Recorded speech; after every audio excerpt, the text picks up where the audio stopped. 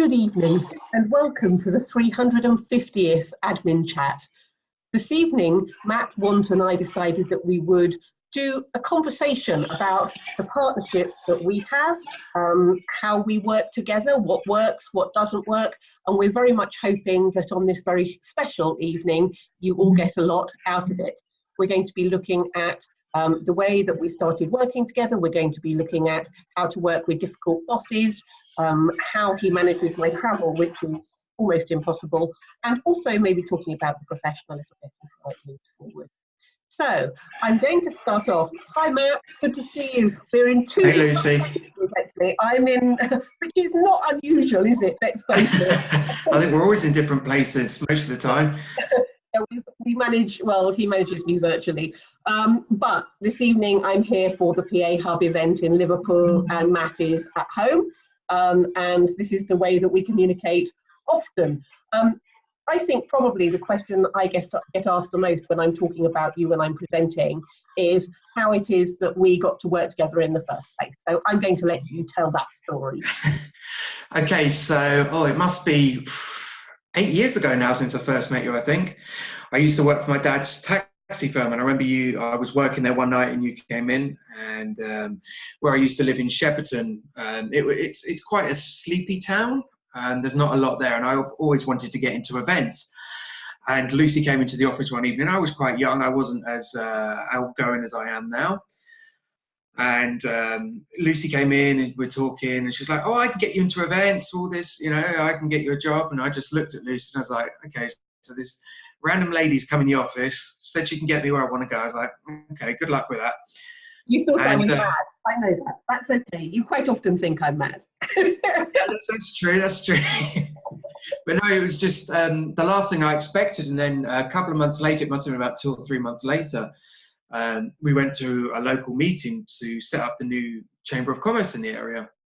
And you were there, Lucy, and so was I. And we both went on the committee.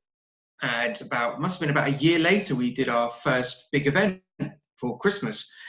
And I remember beforehand, the Christmas events, it was a small little stage, wasn't it? About the size of a small truck under a big tree, probably a couple of stories tall. And then the first year we did that, but then we had, 6,000 to 8,000 people there. We had a real reindeer, we had snow machines, and we completely turned it on its head. I don't think the village had ever seen anything like it. And it's still running to this day. In what capacity, I don't know, but it's still running to this day. And a couple of months after that, you'd had the magazine then for about a year, hadn't you?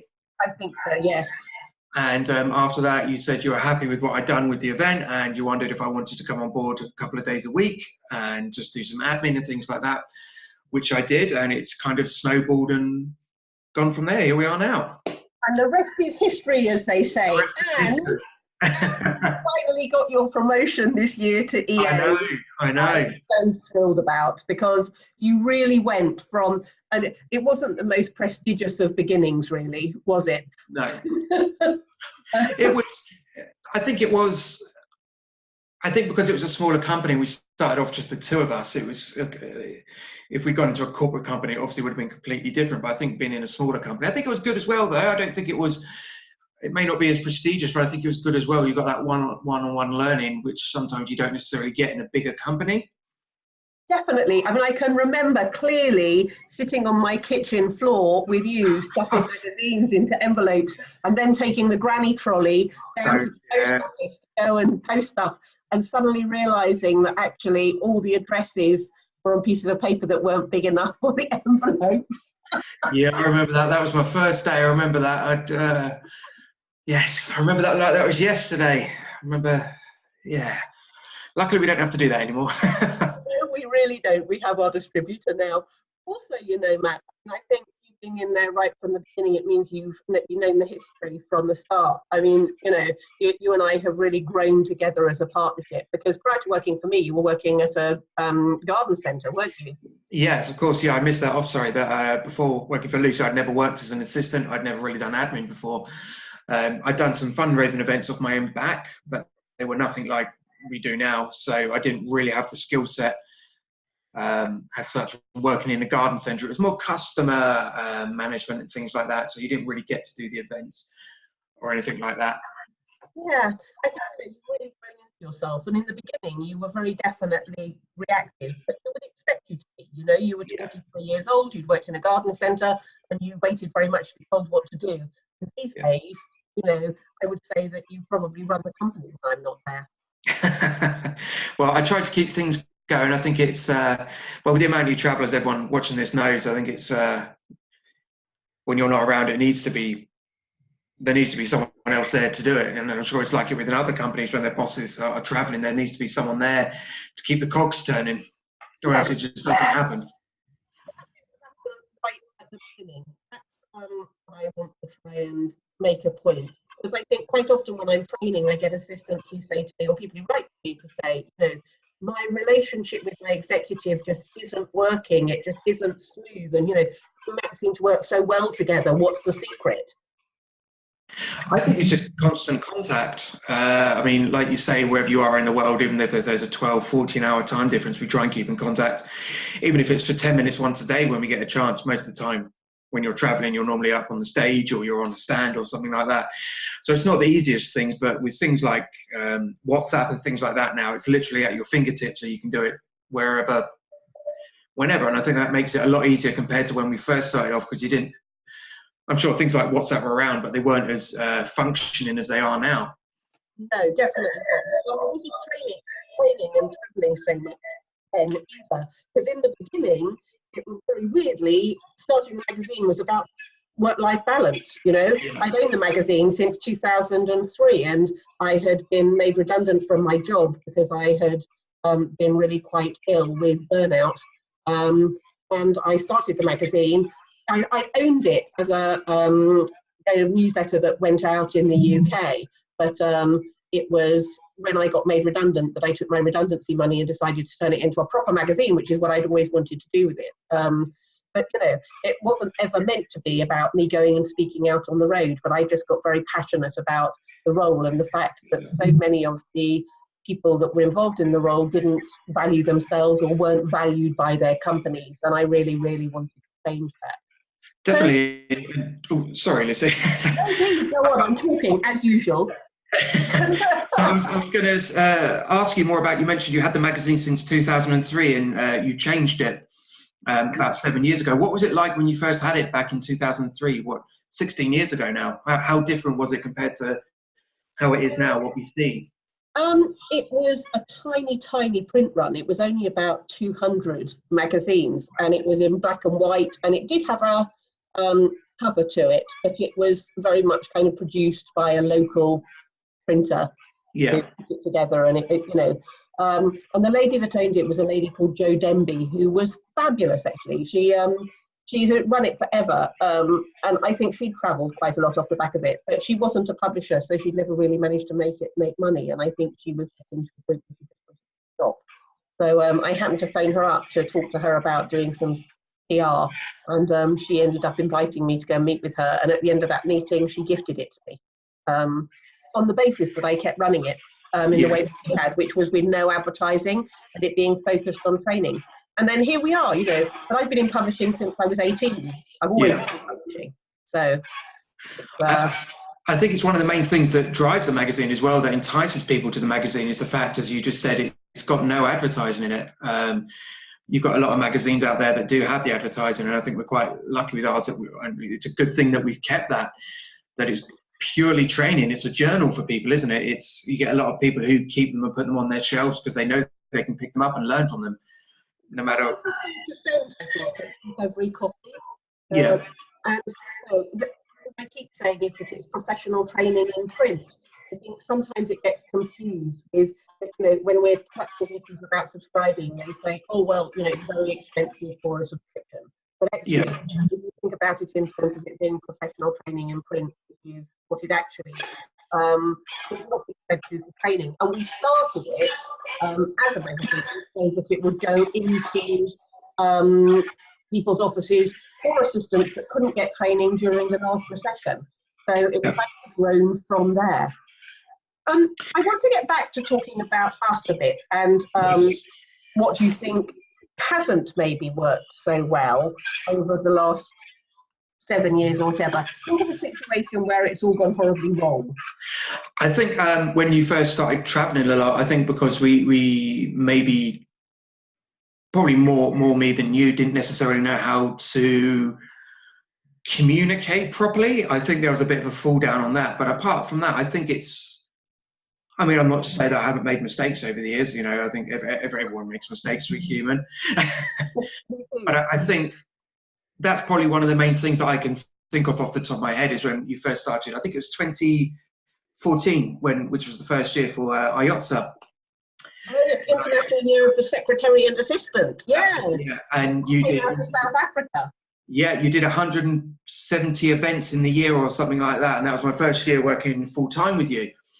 And that was a real learning curve because before that, I think I'd only been with you about 1.5 years. So it was, I didn't know what I was doing. I picked it all up by scratch, and luckily you didn't get lost or left at an airport anywhere, which is always good. No, I think I thought everything actually worked relatively smoothly. It did, yeah. Amazing. Yeah. Yeah, and I think for the amount that we had in that year, I remember when we went, there was a couple that we did in this country, in the UK. And there was a couple of times, I remember, we did like 2 or 3 in a day, and we were driving up and down the country, and that was just... I remember that one. I had one in Newcastle, and then I went to Exeter the next day. And we were both booked in, and I don't tend to look at my travel plans probably for about a couple of weeks beforehand, and Matt and I will then go, okay, so how... And I looked at, well, how am I going to get from there to there in that time? And you just looked at me, and you looked at the map, and you went, we did it though, didn't we? We made it happen, yes. You drove me, actually. I think that's what happened. And we drove pretty much about 5 o'clock in the morning, if I remember rightly. Yeah, I think it was, one of them was in Exeter and one of them was in Newcastle, like you said. I think it was something like that, wasn't it? But they weren't close where they were. Yes. It's learning curves, you know. It's like you say, like I said, no one's perfect, and it's the only way you learn is by making mistakes and not making them again, or trying not to make them again. I think that's a really good point, actually, to make again to your assistants, is that there will be times when you make mistakes. Yeah. That's okay. No, it's absolutely okay, as long as you learn from it. And actually, what I would also say is you need to own up to it. It's no good just sitting there and trying to cover it up. And the thing that I really think, Matt, that we have is trust. You know, I know that if something's gone wrong, you will always try and sort it out. I know you'll always come to me. I know you'll never lie to me about it. And vice versa as well. You know, I think I value integrity almost above everything else. Yeah. No, I think that's trust is probably the key word out of that sentence that every boss and assistant should have with their relationship. If you don't have trust in the relationship, in the working relationship, it's just not going to work. Totally. Oh, sorry, Lucy. No. You know, I'm always interrupting you. Another thing I'm always doing, which you always laugh at me about, is when I say to you, Matt, have you checked this? And Matt, have you checked that? And you go, it's done. Yeah. Or I say, Lucy, how do I do that? No, but you know, trust is there, but I wouldn't do it if I didn't. So what would you say for you has been, say, 2 or 3 career highlights since having the magazine? There's got to be things that have stood out to you over your time. Oh my word, there are so many. I think going to Buckingham Palace, where you came with me, do you remember? Yeah, that was amazing. That was, yeah. Yes, we trained the assistants. We helped set up the network at Buckingham Palace, and weren't allowed to take any photographs, but that was such an honour, and it was a really amazing day. That was a real highlight. I think standing up in front of 2,000 people at a PC in America and about the same number at IAAP, and headlining at both of those was just extraordinary. It just wasn't something that had ever occurred to me that I would be doing, and it was just amazing to have audiences that big. Then I think going to Papua New Guinea for the World Summit over there, which was a really incredible experience, just totally outside of anything that I had ever done before. Very, very different culture. That's a whole story on its own. But the World Summit as a whole, I think, has been a huge thing, really. And last year, finally getting to Germany and putting into place the things that we have promised the industry that we would be doing, and getting the stuff ratified around career progression and, you know, how we get the different job roles and the skill sets with those. That to me, when that was kind of all fell into place, primarily, actually, I mean, the team has been amazing, but it was Andrew from IAM who put that final piece of the jigsaw into place, and there were tears all over the place from those of us that have been driving that forward, because I really think it's going to change the industry, absolutely, totally. But, you know, meeting people like Zelda Lahanji and sitting and having breakfast with her, or Libby Moore, who, you know, Zelda being Mandela's assistant, or Libby being Oprah's assistant, or working with Laura Schwartz, who worked for the Clinton administration. There are just so many of our speakers that are just incredible. And they have real pinch me moments because they work for people that I've admired for so long, you know. So I feel really honoured and privileged. I spend most of my life travelling the world and talking to incredibly interesting people and learning loads at conferences, because when I'm not speaking, I'm listening. Or reading stuff that is amazing and really inspiring. So I think the whole thing has been an utter gift. And talking of gifts, my other highlight, of course, has got to be launching ISIPO and watching those girls. And now this year, for the first time, a boy going to college. I saw that. It's amazing. Yeah, really amazing. You know, I can't remember how many we've put through college yet, but Anel Martin and Terry Wells coming to me and asking me to be a part of that, and being a director on the board for that is one of the greatest privileges of my life. To be really changing lives in that way is just extraordinary. And, you know, you guys, the rest of the team, have worked so hard on that for me on my behalf. You know, it's been humbling, really. So thank you. All right, I'm going to ask you now, what were your highlights? Oh, like you said, one of them's got to be Buckingham Palace. That was, I remember we were in, where were we? We were in Washington, D.C. at the time. And we were at APC in Washington, D.C. back in 2014. And I remember getting the email from the lady that was running the network. And she said, obviously arranging your travel and things like that. And she said to me, do you want to come along? And I was like, okay, I think maybe you thought of the wrong person. And she's like, oh yeah, we would love to have you then. I just snapped it up. I remember just sitting in my room being like, yep, that's the quickest yes I've ever said. So yeah. I asked her whether there was any chance that you could come with me. It was such a great experience. And like you say, we couldn't take any assistance as well. I think that was such a great experience. I mean, I know when we got to speak to them, they hadn't really met before, had they? Which was quite interesting. You'd think for something like that, they would be together quite a lot, but for most of them, it was the first time they'd ever been there face to face with each other. Really interesting, because they had seen me talk at the Ministry of Defence, and one of the things that I'd been saying at the Ministry of Defence was that I felt that if you were working, particularly in a role which was very unique in your company, you ought to have a network, because it was all about best practice and sharing that and supporting each other and so on. They really took that to heart and went away, and it turned out that there were 60 assistants, and they all work for different members of the royal family, and they only ever communicated by phone. So when they came down and met each other at the palace, it was the first time many of them had met each other, as you said, which was extraordinary. And I think I believe the network's still running to this day, which is absolutely amazing. And it's, like you say, networks are key. You need them you can speak on the phone constantly, but until you're in a room with someone, you don't really know them, or you don't really get to know what their strengths and their weaknesses are. And it's a great way to learn new skills yourself. Vicky Evans, I believe, Evans went last year and did something there as well. I know one of your really big highlights was Dubai. Yes, Dubai. The first year, I remember that. That was an experience, wasn't it? That was getting engaged on the beach. Yes. So you bought the lovely Kaylee with him and took her off to the beach, and I took to marry him, and then they came and they told us, and then there was the most massive party. And if I remember rightly, and I don't know if we should share this, but I'm going to anyway, you and myself and Christian and Richard Arnott ended up dancing at some kind of rave that was on the beach there in Dubai till about 5 o'clock in the morning.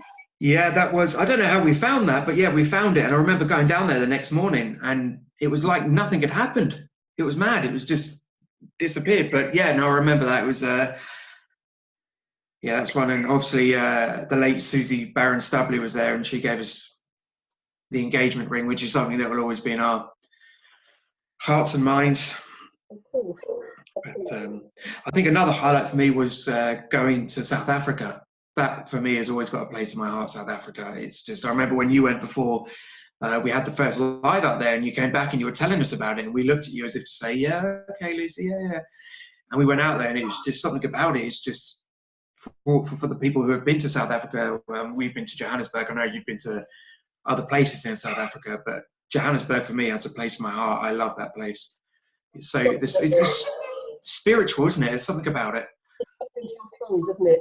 Yeah. I'm so thrilled that we have a SIPO there because it really is a very special place. Well, all of Africa is actually. You get the same feeling in most places in Africa. Yeah. The people are so extraordinary, and are just wonderful. Yeah, no, it's amazing. It's such an amazing spiritual, and it's a peaceful place as well. And I think it's definitely a place to visit. Yeah. Now, I want you to tell me, please. There is a lot of talk around strategic business partnership. You know, it's what everybody seems to be talking about at the moment. What do you think that means? Do you think that that's something that we have? Because I would say so, but I'm interested to know from your point of view.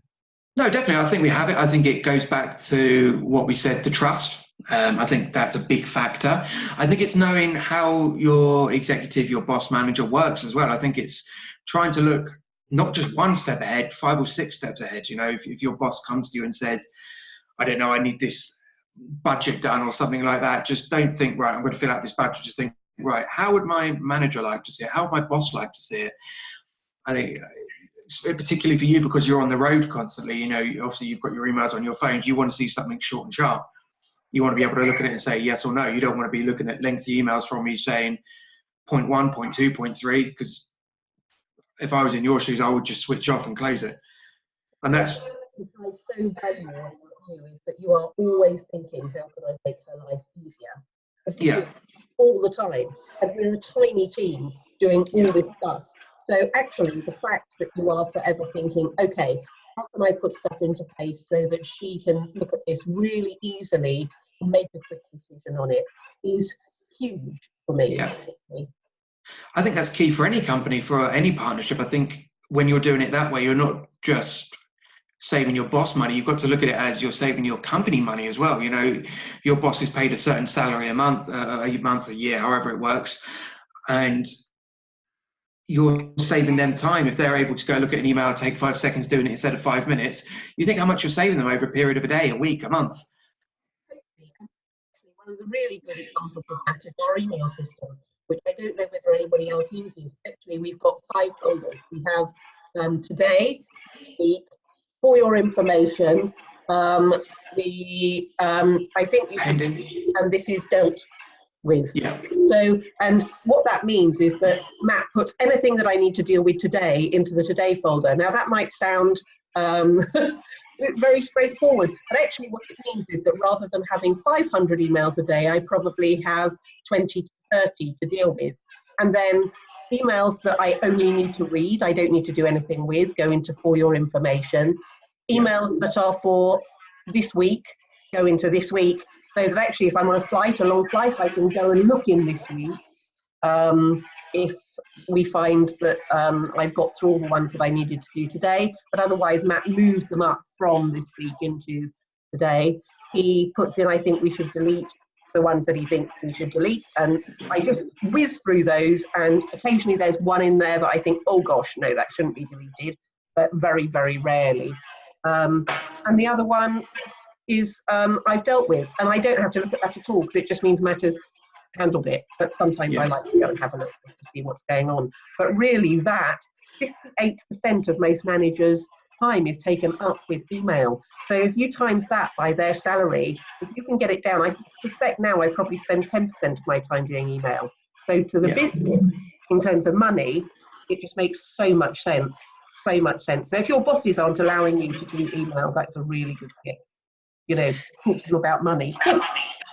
Yeah, I think allowing access to your boss, having access to your boss's email is key, because you don't know what they're working on and how they're working if you don't have access to that. You know, there's projects, and it's good as well if you have access to that, and say someone calls you up asking for something.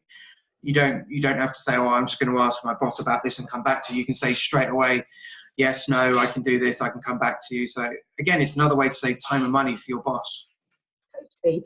Matthew, I didn't let you, sorry, Daisy, have access to my email. It's probably only been about the last 5 years, but I do know that at one point I had how many? I think when I first took it over, it was 40 or 50,000 unread emails. And I think I got through about 5 or 10,000 of them. Then we agreed that we could put them in a file called Beyond Help. And that's where they've stayed ever since. They're still there if I need them, but I don't think I ever have. No, I think a lot of it was stuff that had either been dealt with, or if people did need a response from us, they've come back since. Yeah. But it's a system that works going forward and has worked since we started it. Yeah.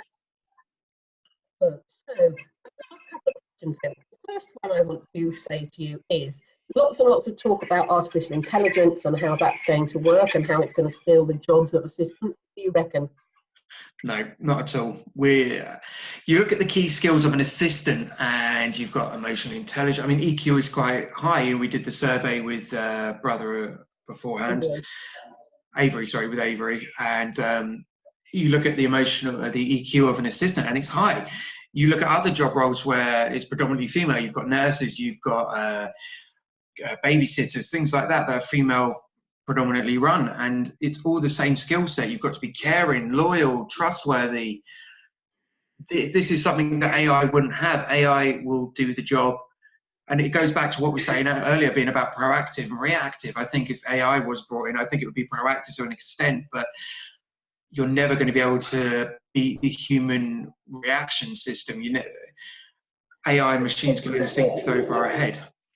I think that AI is it's going to be a great tool, and it's going to be something that people can use to make them more efficient, and it's going to treat them into doing more interesting things in their job, I think. If you have been an assistant who is purely reactive and doing admin tasks, yes, your job will go. Yes, your job will go. But not somebody like you as an EA who is so crucial to the business. I couldn't possibly give the things that I do, or the relationship building, or the understanding of the people that we work with, to a machine that didn't understand the personalities. Yeah, I think there's always going to be, no matter what happens in the future, you're always going to want to see people, and relationships can't be built. They can be built to an extent over email, but business has been done, and I think will always be done face to face. It's always good to have a face to the name. You know, emails don't cover everything, don't come across the right tone sometimes. So having someone there, and it's great as well to pick up the phone and speak to someone. That builds relationships as well. If you've got AI or a robot or something like that, it's not going to be the same. I mean, we've got these things now, these phones, and it's just, you've got Alexa, you've got Siri, you've got all those sorts of things, which are great, but they're not necessarily what you need. No. There was a time before that, and there will be a time before that. It may not be for another X amount of years, but human intelligence and IQ, EQ will always prevail, I think. Yeah. I was talking about female-orientated jobs, which obviously begs the question. And people always say to me, "You've got a male assistant." I say, "Yeah, he's fabulous." So it's really interesting, the story behind that, and I'm sure most of you watching this will know. But before World War I, the role was predominantly men, and they were doing the admin tasks and the assistant roles. And then obviously when World War I hit, all the men were shipped off to war. And since then, the women took all the places of the men. So the men were out fighting, the women were there behind the desks. And since then, it's just kind of rolled on, and it's been predominantly women. I think there's more men coming into the industry, which is absolutely brilliant. You know, it's great to see more men. It's really good. I mean, Daniel Schirmer, who we met in Birmingham the other week, absolutely brilliant male assistant. And I know there's several others out there that are lighting the path. I think it's wonderful. Do you think that it's the PA title that puts men off? I think it's more, I don't think it's the title. I think it's how it's thought of by people. I think a lot of people think it's still, and I don't mean to offend anyone by saying this, but I think a lot of people still think it's tea and typing. And I know when I took on the job with you, my friend said, "Oh, you're going to be doing tea and typing," and I said, "No, I'm not going to be doing that." And now when I say, "Oh, we're traveling to Johannesburg, Sydney, wherever," they look at me and they go, "Oh, that's a pretty cool job." And I was like, "There's more to it than tea and typing. It's never been tea and typing." As you said before, if that is your role, tea and typing, if you have the basic admin role, then maybe it's time you want to step up when AI and things like that come in, or else you will be stuck in that position. And if that's what you want to do, there's no problem with that. But now is not a time to be scared. It's a time to learn and move forward. Definitely. Just keep talking very briefly about some of the things that we've got coming up this year, and maybe a couple of the things that are new that we're going to be doing. So obviously Adminchat was new last year in digital times, because prior to that we were looking at it in terms of being on Twitter, but obviously this is a better format for people to watch and listen to, and the feedback's been really good. We've got Tech Live coming up in London any minute, and Yes. then later on this year, where are we off to? We've got Sydney, we've got Wellington, we've got Atlanta, and then we're back in Johannesburg next year.